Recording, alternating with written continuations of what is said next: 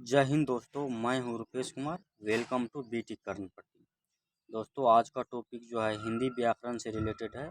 तो चलिए direct topic पे चलते हैं कि वर्णमाला किसे कहते हैं। ये जो है वर्णमाला, वर्णमाला किसे कहते हैं, वर्णमाला किसे कहते हैं। तो वर्णों के समूह को वर्णमाला कहते हैं। वर्णों के समूह को वर्णमाला कहते हैं। वर्ण के दो भेद होते हैं। वर्ण के दो भेद होते हैं, स्वर वर्ण और व्यंजन वर्ण। कह रहा है कि हिंदी भाषा में वर्ण के दो प्रकार होते हैं या दो भेद होते हैं। तो एक हो गया आपका स्वर वर्ण और एक हो गया व्यंजन वर्ण। तो ये आप जान गए कि वर्ण के दो भेद होते हैं, स्वर वर्ण और व्यंजन वर्ण। अब देखिए स्वर किसे कहते हैं। स्वर जो ये है, स्वर किसे कहते हैं, स्वर किसे कहते हैं, किसे कहते हैं। तो वे वर्ण जिनके उच्चारण में किसी अन्य वर्ण की सहायता की आवश्यकता नहीं होती है। यहाँ ध्यान से आप देखिएगा, कह रहा है कि वे वर्ण जिनके उच्चारण में किसी अन्य वर्ण की सहायता की आवश्यकता नहीं होती है, स्वर कहलाता है। इसके उच्चारण में कंठ, तालु का उपयोग होता है, जीभ और होठ का नहीं होता है। इसका जो उच्चारण होता है, कंठ और तालु का इसमें जो है उपयोग होता है। ठीक, जीभ और ओठ का जो है, होठ का इसमें उपयोग नहीं होता है। तो हिंदी वर्णमाला में कुल 16 स्वर होते हैं। हिंदी वर्णमाला में जो है कुल 16 स्वर होते हैं। तो चलिए देखते हैं कौन कौन ये है। जैसे अ, आ, ह्रस्वई, दीर्घई, ह्रस्यऊ, दीर्घऊ, ऐ, ऐ, औ, औ, अंक, अ, री, री, लिरी, लिरी। ये सब जो है आपका जो है ये हिंदी वर्णमाला का 16 स्वर हो गए। चलिए ये आप स्वर जान गए कि स्वर किसे कहते हैं। वे वर्ण जिनके उच्चारण में किसी अन्य वर्ण की सहायता की आवश्यकता नहीं होती है। कह रहा है कि वे वर्ण जिनके उच्चारण में किसी अन्य वर्ण की सहायता की आवश्यकता नहीं होती है, वे स्वर कहलाते हैं। इसके उच्चारण में कंठ, तालु का उपयोग होता है। इसका जो उच्चारण है, कंठ और तालु का उपयोग होता है। ठीक, और जीभ और होठ का उपयोग इसके उच्चारण में नहीं होता है। और हिंदी वर्णमाला में जो है 16 स्वर होते हैं। तो स्वर आप जान गए कि अ, आ, ह्रस्वई, दीर्घई, ह्रस्यऊ, दीर्घऊ, ऐ, ऐ, औ, औ, अंक, अ, री, री, लिरी, लिरी। तो चलिए अब आगे देखते हैं। अब आ गया स्वर के भेद। स्वर के कितने भेद है। तो स्वर के दो भेद है। स्वर के दो भेद होते हैं, मूल स्वर और संयुक्त स्वर। स्वर के कितने भेद होते हैं। तो स्वर के दो भेद होते हैं, मूल स्वर और संयुक्त स्वर। मूल स्वर में कौन कौन सा अक्षर आते हैं। मूल स्वर जो है इसमें अ, आ, ह्रस्वई, दीर्घई, ह्रस्यऊ, दीर्घऊ, ऐ, औ। ये आपका जो है मूल स्वर हो गया। इसमें देखिए ये 1, 2, 3, 4, 5, 6, 7, 8। ये 8 आपका क्या हो गया, ये 8 आपका हो गया मूल स्वर। ठीक है, ये 8 आपका मूल स्वर हो गया। और संयुक्त स्वर देखिए ऐ और ओ, ये दो ही जो है संयुक्त स्वर है, ऐ और ओ। अ जोड़ ए, अ जोड़ ए मिलके ऐ बनता है। ठीक है, और अ जोड़ औ मिलके औ बनता है। ठीक है, तो यहाँ तक आप समझ गए होंगे। कह रहे कि स्वर के दो भेद हैं। स्वर के कितने भेद है। तो स्वर के दो भेद हैं, मूल स्वर और संयुक्त स्वर। मूल स्वर में कौन कौन से वर्ण आते हैं। तो अ, आ, ह्रस्वई, दीर्घई, ह्रस्यऊ, दीर्घऊ, ऐ और औ। और संयुक्त स्वर में दो वर्ण आते हैं, ऐ और ओ। ये यहाँ तक आप समझ गए होंगे। आगे देखते हैं। मूल स्वर के जो है 3 भेद होते हैं। मूल स्वर के 3 भेद होते हैं, ह्रस्व स्वर, दीर्घ स्वर और प्लुत स्वर। मूल स्वर के 3 भेद होते हैं, ह्रस्व, दीर्घ और प्लुत। तो चलिए आप एक एक को जानेंगे। हर्ष स्वर किसे कहते हैं? ये जो हर्ष हम पढ़े हैं अभी, तो हर्ष स्वर किसे कहते हैं? जिन स्वरों के उच्चारण में कम समय लगता है, कह रहा है कि जिन स्वरों के उच्चारण में कम समय लगता है उन्हें हर्ष स्वर कहते हैं। जिन स्वरों के उच्चारण में कम समय लगता है उन्हें हर्ष स्वर कहते हैं। हर्ष स्वर जो है ये 4 होते हैं, अ, आ, उ और री। इसे हम त्रि भी बोल सकते हैं।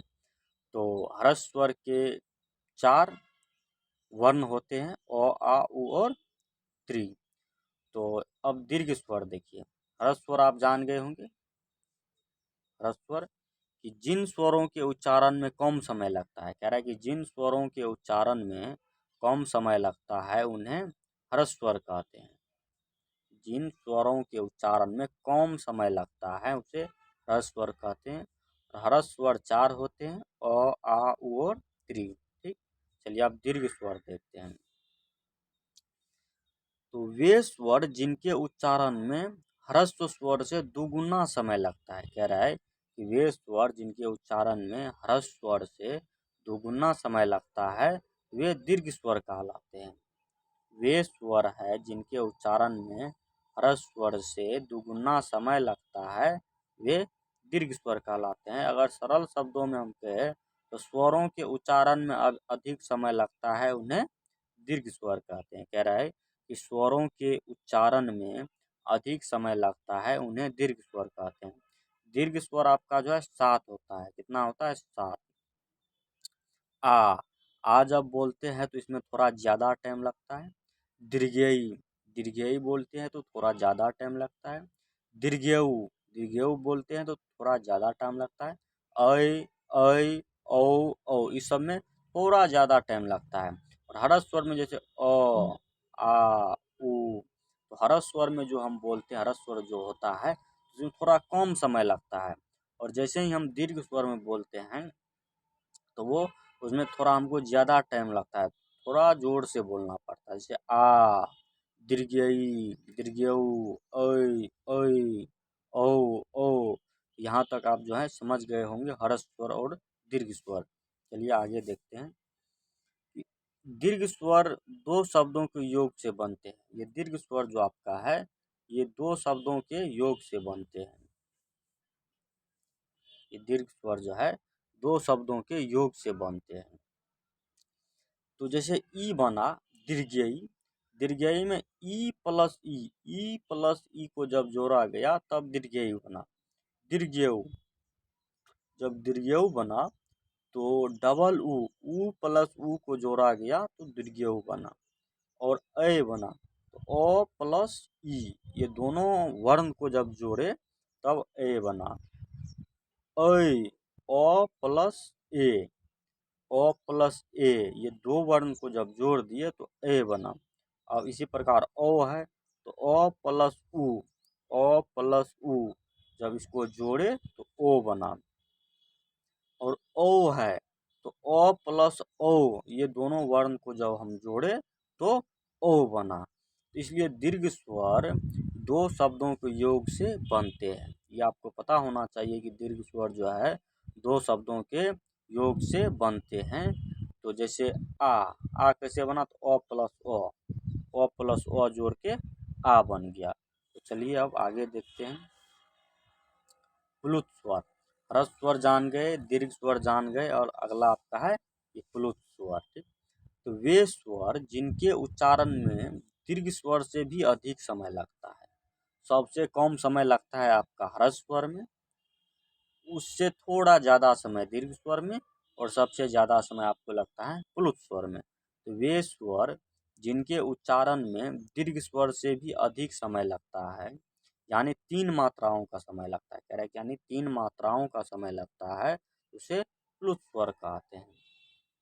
वे स्वर जिनके उच्चारण में दीर्घ स्वर से भी अधिक समय लगता है, यानी 3 मात्राओं का समय लगता है, उन्हें प्लुत स्वर कहते हैं। और सरल शब्दों में कहे तो जिस स्वर के उच्चारण में तिगुना समय लगे उसे प्लुत स्वर कहते हैं।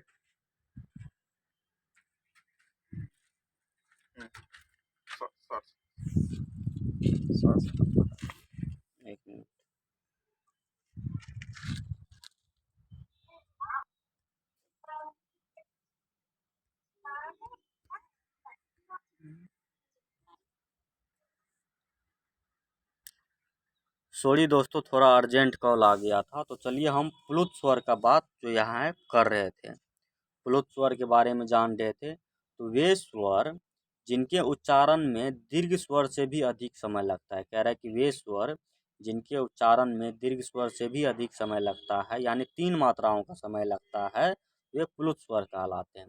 सरल शब्दों में जिस स्वर के उच्चारण में तिगुना समय लगे तो उसे प्लुत स्वर कहते हैं।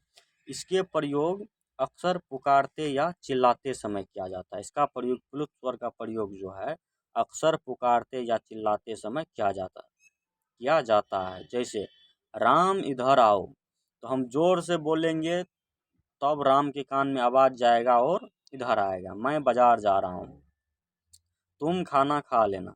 मान के चलिए कि मैं घर से निकल के रोड पे चला गया, फिर इधर से कोई आवाज़ लगा दिया तो मैं उधर से ज़ोर से बोलूँगा कि तुम खाना खा लेना, मैं बाज़ार जा रहा हूँ, तो वो सुन लेगा। इसलिए कह रहा है कि इसका प्रयोग जो है अक्सर पुकारते या चिल्लाते समय किया जाता है। जैसे राम इधर आओ, मैं बाज़ार जा रहा हूँ, तुम खाना खा लेना। तो आज का टॉपिक यहीं तक रहने देते हैं। नेक्स्ट वीडियो में आएगा कि व्यंजन संधि के बारे में, व्यंजन संधि किसे कहते हैं।